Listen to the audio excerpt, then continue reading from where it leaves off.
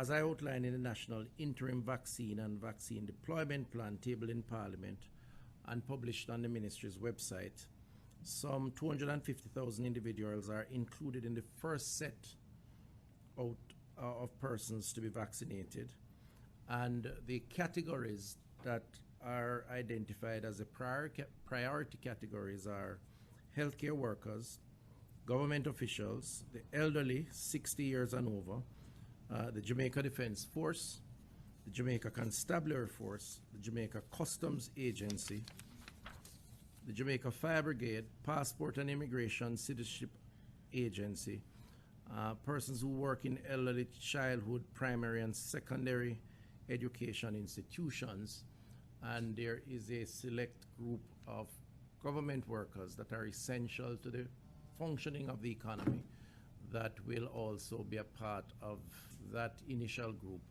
based on the role they play in interacting with the public and providing critical services. We must talk about the principles that underpin the plan. The principles being human well-being, that is to reduce deaths and disease burden; equal respect, that is to ensure non-discriminatory practices; national equity, that is to develop an appropriate immunization deployment strategy to ensure that everyone who is to receive vaccine receives it in terms of the priority population; legitimacy around employing the best available scientific evidence, expertise, and engagement; and of course, reciprocity to protect those who bear significant additional burden.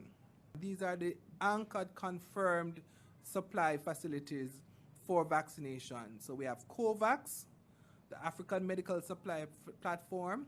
We have the donation from India. We have a conversation that is penultimate with Moderna. Also, we have a conversation that is penultimate with the private sector, a private sector interest that has committed 1.5 million doses of the AstraZeneca vaccine. The principle behind phase 1 is that we are looking at the vulnerable groups, the persons who are in high contact areas or are coming into high risk for contamination. We're looking at the persons who are highly vulnerable for negative outcome from infection.